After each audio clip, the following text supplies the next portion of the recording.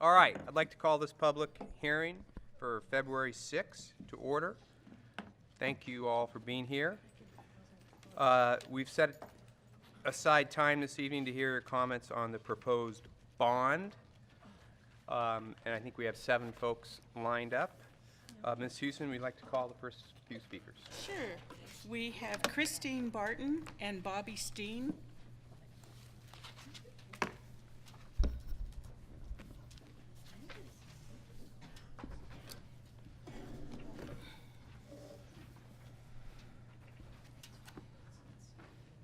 Welcome, and you can introduce yourself and start speaking, and when the light goes red, it's time to wrap it up. Oh, okay. Yeah. My name is Christine Barton, and I am the parent of a child at Meek. And I just want to say thank you for giving me the opportunity to share our experience. My daughter started high school at our regular neighborhood school, which is a very great school. They have a lot of great programs. But for her, the school was just so large, and the classrooms size were just much larger than what she was used to. And she was just a little bit intimidating with asking for help, and she kind of felt like she was getting falling under the radar a little bit just because she wasn't getting the personalized attention that she was used to in middle school. So because of that, she started falling behind a bit. She was getting discouraged. She started skipping class, which led her grades to decline. And by the end of her freshman year, her GPA was at 1.3. She was really struggling. We went through a couple of different programs, different options, and one of her counselors suggested the MEEK program. So she started MEEK her sophomore year, and during that time, her attendance increased dramatically. She was getting a lot of the individualized attention that she really just needed, just to kind of give her that extra motivation to stay in school and know that she had people that were really looking for her and wanting her to be successful. So her attendance increased dramatically. She was very engaged. She has now a 3.5 GPA, and it's very exciting.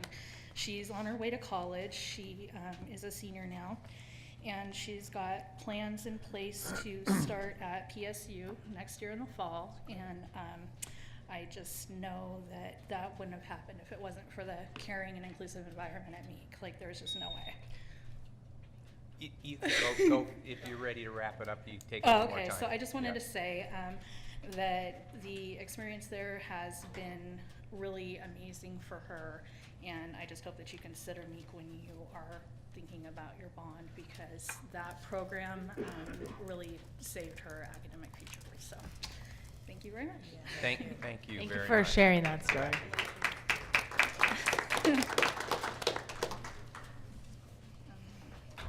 Good evening. Can you hear me? Good evening. Barely. Not Yeah? Yeah. Hi. Yeah. Good evening, Superintendent and members of the board. My name is Bobby Steen, and I am a senior at Alliance at Meek. I want to speak to you this evening about the fact that Alliance School is not on the May bond, and there is no plan that my school is equal to every other public school. I understand that Alliance was originally on the bond, but the board removed us. I transferred to Alliance last year after looking at a number of schools, and my family and I decided that this was our best option. The small class sizes and tight-knit community have helped me feel safer and to feel safer at school, and helped me to stay on track to graduate this June. If I had needed to go to another PPS school, I don't know if it would have worked out for me. When I do graduate, it will be with a PPS diploma. Luckily, I came to Alliance with PE credit on my transcript because Alliance does not have a gym and PE is required. We have a cafeteria and a small covered basketball area outside, but these are limited, and there are no dressing rooms or showers. This year, I have volunteered to help monitor the radon levels in our school cafeteria every day, and these levels are higher than the EPA action level on most days. I understand that part of the bond is also directed towards health and welfare of PPS students. This and the fact that we, like most other PPS schools, have lead in our pipes is another reason to not forget about Alliance this May. I am determined to graduate from high school this year and attend a 4-year college next year, so the bond will not directly impact me, but I know that there are other students who need support and consideration and equity among other PPS students. Thank you for giving me this opportunity to speak with you. Thank you. Thank you for coming.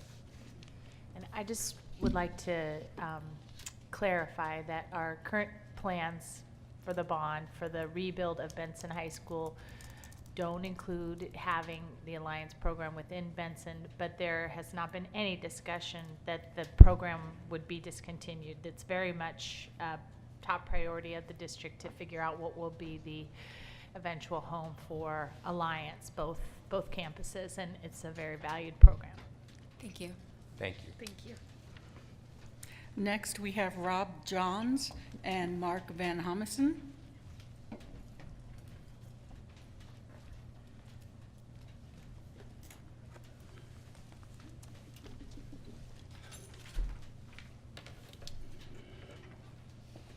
All right, welcome.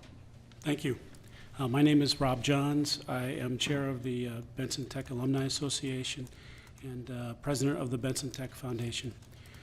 Tonight, I just wish to speak that the Benson community is grateful that the consideration is to have Benson rebuilt in one bond and not two, as we were looking at before. We also believe that to come from where the prior speaker was, that moving these alternative programs is important. Moving the programs of Alliance, PISA, and the drug and alcohol rehabilitation treatment programs is an important process that, having sat through one of the last meetings, it didn't appear that that was moving very rapidly at this point. We, as a community, I think, believe very strongly that the night and summer school is a really positive for Benson. It's a school that has worked 11 months of the year, 12 hours a day. That's more than most of the schools work, so it's really part of the community. We also are excited about the possibilities for the auditorium, which can hold almost 1,400 people. That is a beautiful piece for Portland to enjoy. We believe that we'll be strongly supporting the bond in the business associations and the councils. We believe that Benson will be a creative opportunity to create partnerships on swinging the students, meaning leaving them on campus and moving them. But we believe that it will create an opportunity for creative partnerships and true partnering that PPS perhaps needs to work on, and we invite that participation for what will probably be some off-site needs in businesses and labor unions to continue those career tech programs off-site during the swing. Lastly, for the managed lottery all right. Go ahead. And Allow in the managed lottery that more than the exact number of students be accepted upon the lottery, that there be anticipated attrition that PPS has calculated, I'm sure. And so if you have 300 accepting, accept 320, knowing that there'll be an average of, say, 20 kids that will not show up in the fall. It's just a much better process than waiting till the very end in August to then chase kids down. Thank you very much. thank you very much. Sure. Good evening, Superintendent McCain and members of the board. My name is Mark Van Thomason, and I'm the principal for the Portland DART School here in PPS, and DART stands for Day in Residential Treatment. I supervise 8 school programs across the district where we serve children and adolescents receiving day mental health care treatment as well as residential mental health care treatment. One of the programs that I supervise is the Clinton School, which is currently located on the Benson campus and is currently slated to move ahead of any renovations that would happen on the campus. As far as I'm aware at this time, no facility has been identified as the new school location for the Clinton School, or its students. With the passage of the bond and further planning, my request is that an appropriate PPS facility is identified way ahead of time of when the move would occur. My concern is that with so many moving parts associated with the bond measure of this size, with swing sites and renovations and rebuilds, et cetera, that what might seem like small details from a district level could actually have, in those being overlooked, could have a very negative effect on the Clinton School students having quality classrooms for the students in our program, isn't a small detail. So I just want to make sure that that's something that we're focused on as the bond goes forward. And I just want to make sure that the needs of all the students are given sufficient attention during this entire process. And then if there's anything that I can do to help with the process, just please let me know. Great, thank you. Thank you. Yep. Next, we have Taylor Merrow and Hayden Brunell.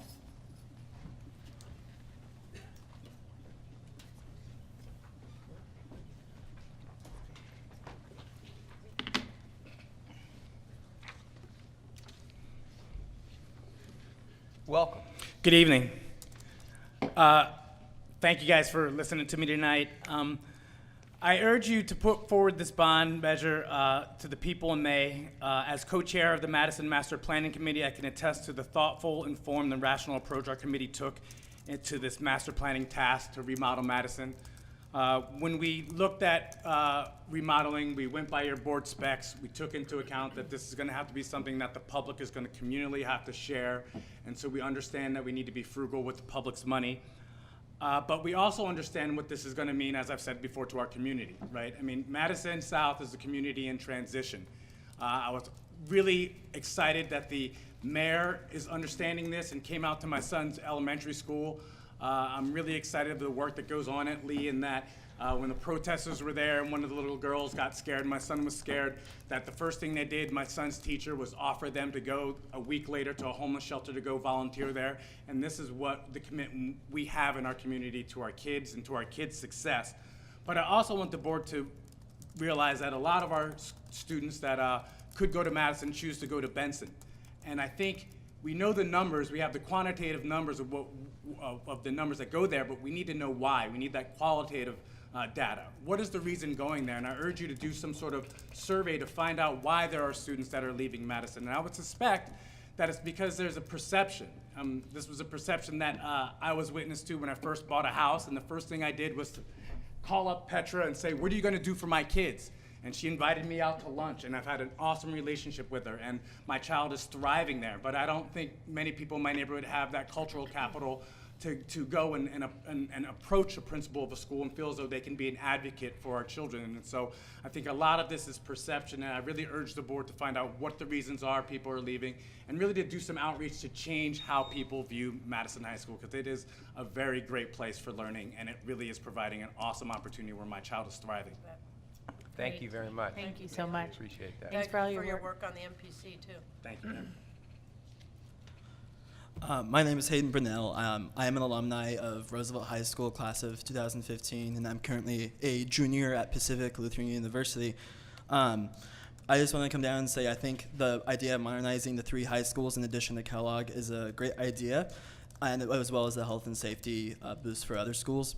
The only concerns that I have is having the 2012 and the 2017 bonds, say if it passes, having the 2 stack in terms of the tax during the time. And the reason why I'm concerned is because I know there's plenty of students out there with parents who are low income who could be hurt by the 2 taxes stacking for 3 years, because if I remember correctly, the 2012 bond tax ends in 2020.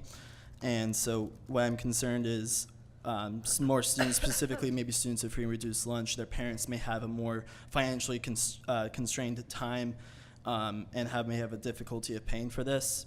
And so the only thing I would urge to consider is, I know the health and safety of our students is good, and I like that that's on the bond, but if it's possible to have the tax possibly be lower until the 2012 bond is finished. And coming from the Franklin Pierce School District near Pacific Lutheran University, they waited for the school's old bonds to expire so they didn't have to increase the tax. What I'm urging is to lower the tax, that way schools can start seeing health and safety improvements within the next 3 years and beyond. But if possible, to wait for the Lincoln, Madison, and Benson to not have their tax until after the 2012 bond tax ends in 2020. That's why I come to present that to you, or at least take into consideration, or if there's something that can be considered for the next 3 years for students who have parents with the free and reduced lunch program. Thank you very much. Thank you very much. And lastly, I have David Crandall.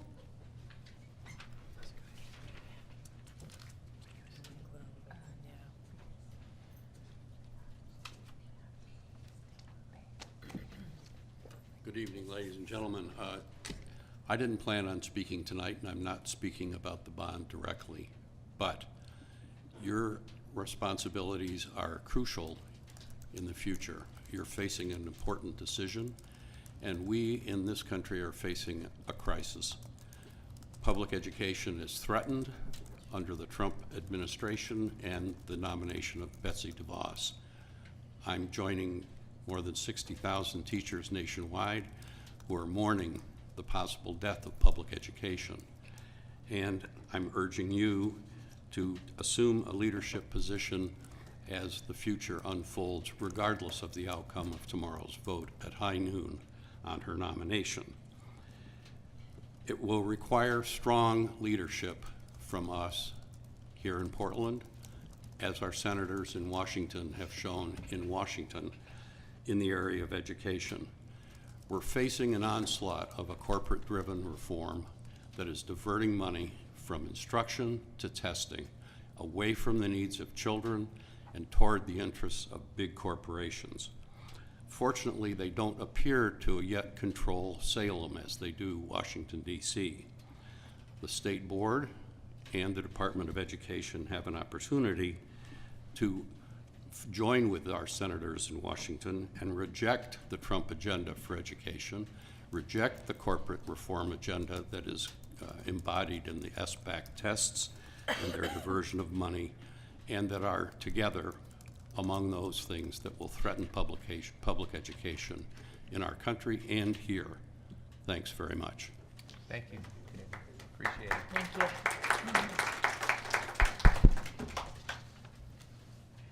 All right, any other? No. Okay. Anybody else want to speak on the bond? Come on down.